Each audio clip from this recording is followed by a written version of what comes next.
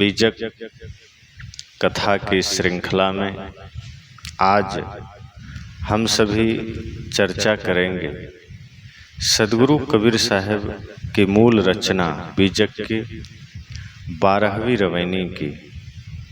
सद्गुरु कहते हैं, माटिक कोट पसाण को ताला, सोईक बन सोई रखवाला।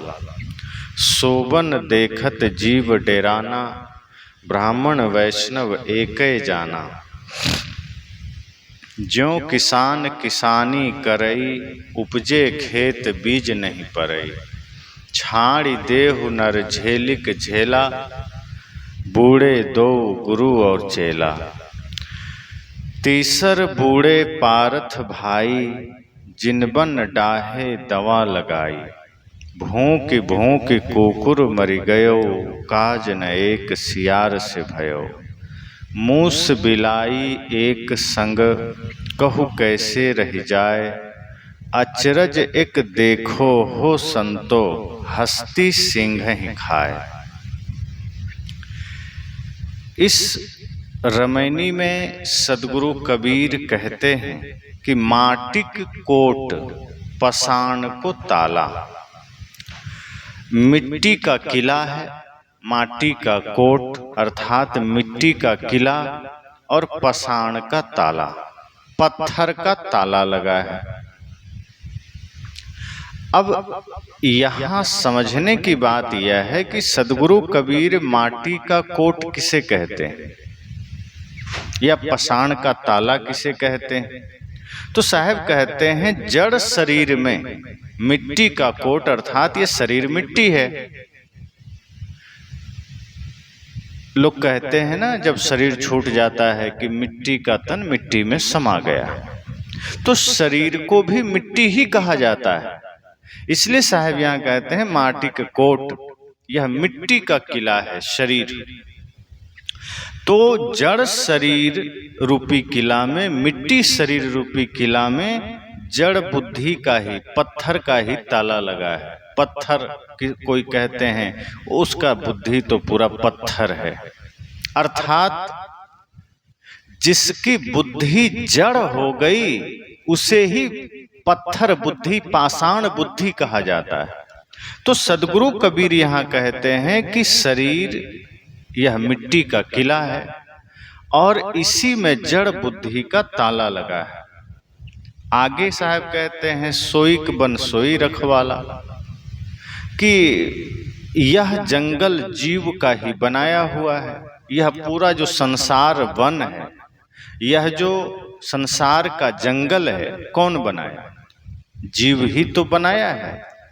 इसलिए साहब कहते हैं कि आदमी ही इस वन का निर्माण करता है और वही इसका रखवाला है। अब यहाँ बड़ी गहराई से समझना है कि यह जो शरीर है, यह मिट्टी का कोट है, तो ये तो प्रकृति का देन है। ऐसा तो है नहीं कि इस मिट्टी के शरीर को हम बदल के सोना चांदी का शरीर कर दें, कि इस शरीर मिट्टी के शरीर को हम पत्थर का शरीर कर दें, ये संभव नहीं है। तो जब साहब कहते हैं मिट्टी का कोट और जड़ बुद्धि का ताला, तो अब अगर माटी का शरीर है, ऊपर से जड़ बुद्धि का ताला लग जाए, तो आदमी कल्याण कैसे करेगा? फिर आदमी अपने विवेक को जागृत कैसे करेगा? क्योंकि जब तक अज्ञान का अंधेरा है, जब तक जड़ बुद्धि का ताला लगा है, जब तक नासमझी का ताला लगा है, तब तक जागने का कोई उपाय नहीं। और तब तक होगा क्या कि जीव को अज्ञानता ही पसंद आएगी, अंधेरा ही पसंद आएगा। उसे ज्ञान का उजाला पसंद नहीं आएगा, उसे सूर्योदय पसंद नहीं आएगा, उसे सात्विक बुद्धि पसंद नहीं आएगा।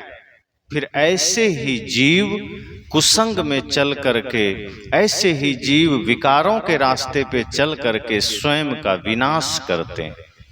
फिर वो कुसंग में जाएंगे, फिर उसे शराब बढ़िया लगेगी, उसे तंबाकू बढ़िया लगेगा, उसे गाली गलौज बढ़िया लगेगा, नफरत अच्छी लगेगी, घृणा अच्छी लगेगी, ईर्ष्या द्वेष अच्छा लगेगा, फिर उसे सत्संग सुहाएगा नहीं। जैसे जब सूर्योदय होता है तो उल्लू को बड़ा दुख होता है, बड़ा कष्ट होता है कि काहे सूर्योदय हो गया। पूरा संसार खुश होता है, लेकिन एक उल्लू और एक चोर, ये दोनों को बड़ा दुख होता है, बड़ा कष्ट होता है कि सूर्योदय काहे हो गया। क्योंकि जब तक अंधेरा है उल्लुओं की बड़ी मौज है और चोरों की भी मौज है। क्योंकि जब तक अंधेरा है तब तक उसे चोरी करने को मिलेगा, तब तक जहां तहां हाथ पांव मारने को मिलेगा। उल्लू भी रात में ही देख सकता है, दिन होते ही उसको दिखाई देना बंद हो जाता है। तो ऐसे जीव जिसे ज्ञान से दिक्कत है, जिसे सत्य से दिक्कत है, जिसे प्रकाश से दिक्कत है, समझ लो कि वो उल्लू प्रवृत्ति का हो गया, वो चोर प्रवृत्ति का हो गया। साहब कहते हैं ऐसे लोगों के जागने का क्या उपाय है, ऐसे लोगों के चेतने का क्या उपाय है। क्योंकि जब तक जीवन में अंधकार रहेगा, जब तक जीवन में विकार रहेगा, जागने की कोई उम्मीद नहीं है। मिट्टी का शरीर है, अपने हाथ में नहीं है कि हाँ हम इस मिट्टी के शरीर को किसी धातु में बदल दें। ये तो मजबूरी है, शरीर मिट्टी का मिला है, प्रकृति ने दिया है। परंतु इसमें हम जो जड़ बुद्धि हमारी है उसे तो ठीक कर सकते हैं, अपनी बुद्धि को तो हम पवित्र कर सकते हैं। क्योंकि ये शरीर साधन है, इस शरीर हमको भवसागर से पार करने के लिए मिला है और हम इसे प्रपंचों में लगा रहे हैं। साहब कहते हैं नहीं, माटी का कोट पसान को ताला। साहब कहते हैं ये मिट्टी का शरीर है और तुमने इसमें जड़ बुद्धि का ताला लगा दिया, पत्थर का ताला लगा दिया। यही समस्या हो गई और इसलिए जागने की उम्मीद भी खत्म हो गई। अब जड़ बुद्धि जब कहा जाए तो साफ अर्थ है कि वह बुद्धि जिसमें चेतना नहीं है, सोचने की शक्ति नहीं है, वह बुद्धि जहां विवेक से कोई लेना देना नहीं। बुद्धि तो है लेकिन वो गलत दिशा में लग रही है। अब वो दुर्बुद्धि है, कुबुद्धि है, सुबुद्धि नहीं है। किसी के पास शक्ति तो है लेकिन वह व्यक्ति उस शक्ति का इस्तेमाल कहाँ करता है? गलत काम में करता है, किसी को परेशान करने के लिए करता है। अगर किसी के पास विद्या है तो विद्या सदुपयोग में अगर वो लगाएगा, अच्छे कार्यों में लगाएगा तो विद्या वरदान बन जाएगी। और यदि उससे वो संसार समाज का विनाश में लगाएगा तो वही अभिशाप बन जाएगी। अगर अपने धन को वो सदुपयोग करता है, अपने धन का वो किसी अच्छे कार्यों में उपयोग करता है तो वही धन धर्म बन जाता है, वरदान बन जाता है। और यदि उसी धन से वो किसी के साथ गलत करता है, गलत करवाता है तो वही धन अभिशाप बन जाता है, वही धन पाप का कारण बन जाता है।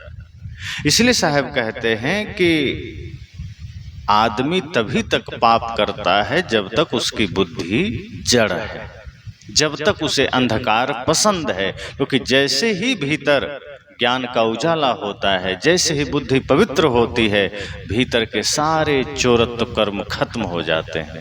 फिर हमारा मन बुद्धि चित्त जो भी सब पवित्र हो जाता है। इसलिए साहब ने कहा कि इस जीवन में जागिए, क्योंकि गतिशीलता का अर्थ ही है जहाँ चेतना जगी हुई है और अभी हम सोए हुए हैं। हमारे जीवन में कोई संवेदना नहीं है, कोई सक्रियता नहीं है, हम निष्क्रिय बने बैठे हैं, सोए हैं, बेहोश पड़े हैं। ये मत समझना कि दौड़ता चलता हाँफता हुआ आदमी सक्रिय है। आपको हर आदमी कांपता हाँफता हुआ दिख जाएगा। इतना बाहरी रूप से वो सक्रिय मालूम पड़ेगा जैसे कि पूरा हिमालय कंधे पर उठा रखा है। दिन रात माया के लिए, दिन रात घर परिवार के लिए, बेटे के लिए, संसार के लिए, धन के लिए इतना प्राण गंवा रहा है। उसकी इसमें इतनी सक्रियता है जैसे कि धरती पर इससे ज्यादा महत्वपूर्ण कुछ नहीं है। लेकिन ये समझ जाना कि ये आदमी धरती का सबसे ज्यादा बेहोश और निष्क्रिय आदमी, जिसकी सक्रियता धर्म के प्रति नहीं है, जिसकी सक्रियता स्वयं को जगाने के प्रति नहीं है, मैं कौन हूं इसे जानने के प्रति नहीं है, समझ जाइए वह व्यक्ति अंधकार में है, वह व्यक्ति अज्ञानता में है, वह व्यक्ति फिर सोया हुआ है, फिर वह व्यक्ति संवेदनहीन है, वह व्यक्ति निष्क्रिय है। इसलिए हमारे जीवन की निष्क्रियता हमें डुबा रही है।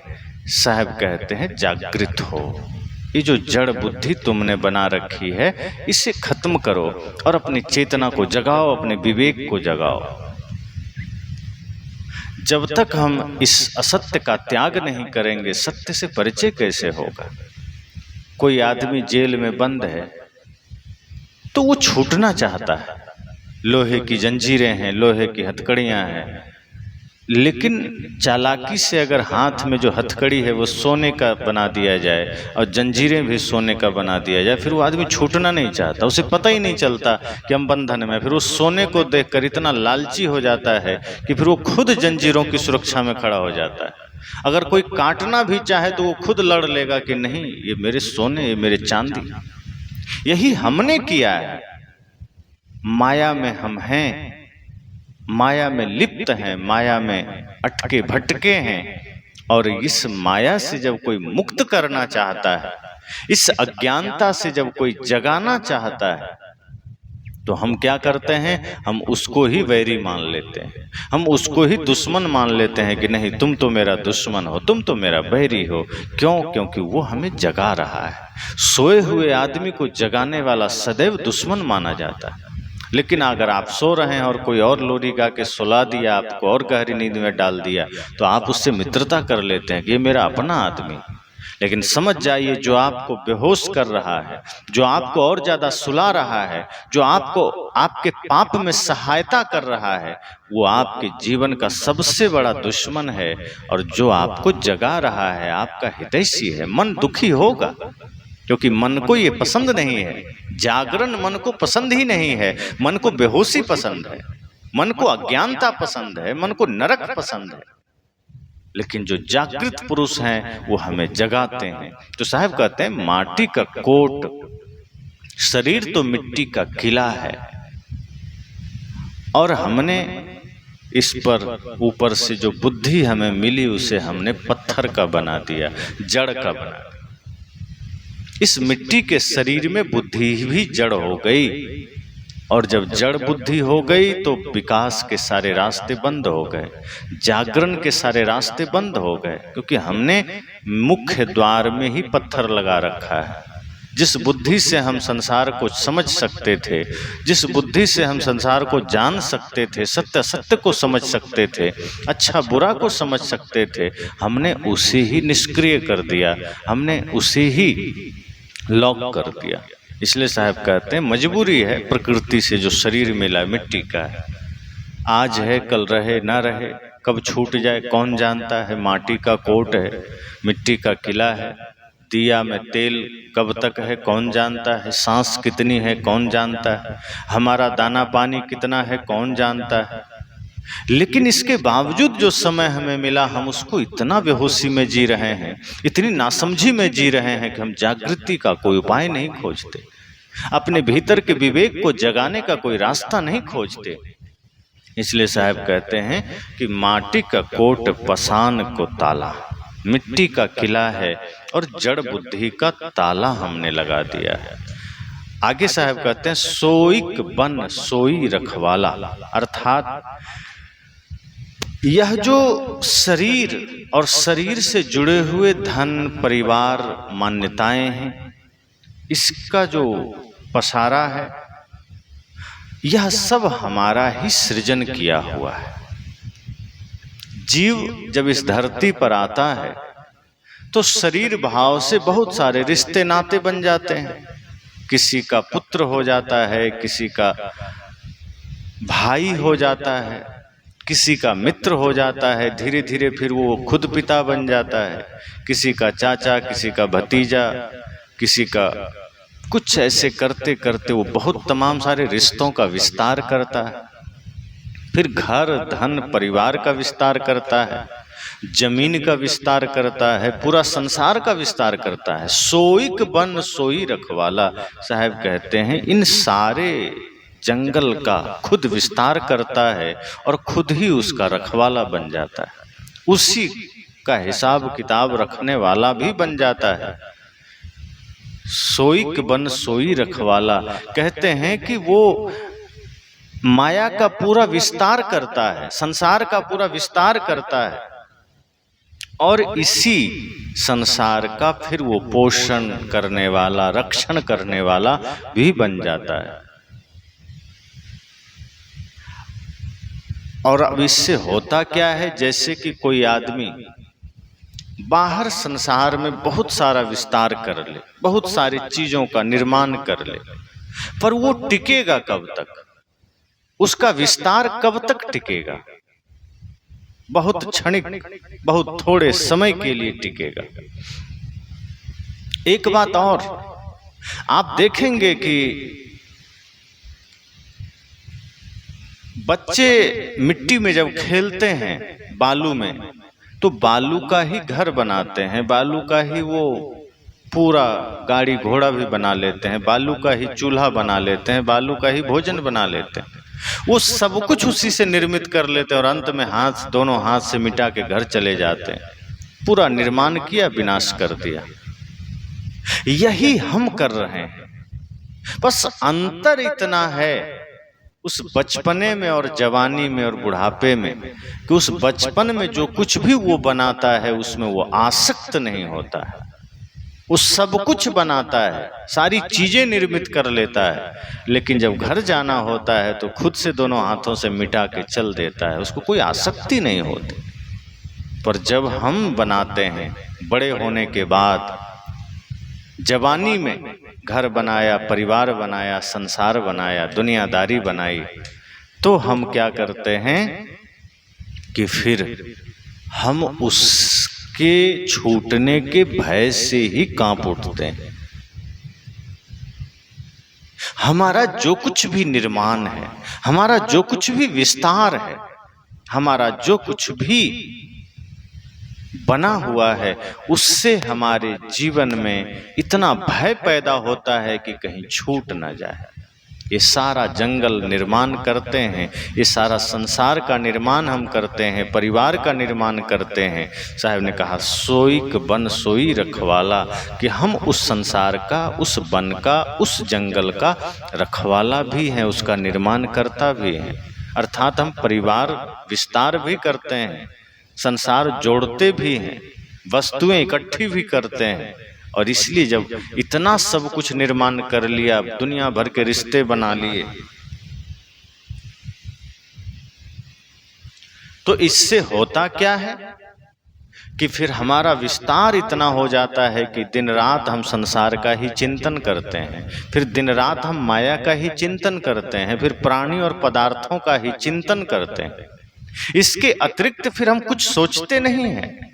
उसी घर को कैसे और सुरक्षित किया जाए, उसी परिवार को कैसे और पोषण किया जाए, और कैसे धन बढ़े, और कैसे परिवार बढ़े, और कैसे पद बढ़े, इसी में हमारा पूरा विस्तार चला जाता है। इसलिए साहब कहते हैं कि हमने खुद ही जंगल का निर्माण किया और फिर हम ही उस जंगल का रखवाला भी बनकर बैठे हैं। स्वाभाविक है, जब कोई बाहर भी कोई बगीचा लगाता है, फसल लगाता है, तो आदमी खड़ा हो जाता है उस फसल की रक्षा में, उस बगीचे की रक्षा में, दिन रात उसकी रक्षा करता है कि उस बगीचे का कोई अहित ना कर दे, कोई नुकसान ना कर दे, कोई विध्वंस ना कर दे। यही हम कर रहे हैं। जिस परिवार संसार का निर्माण हम करते हैं, जिस दुनिया का निर्माण हम करते हैं, फिर उसका विस्तार करते करते करते करते उसकी रक्षा में खड़े हो जाते हैं। क्यों?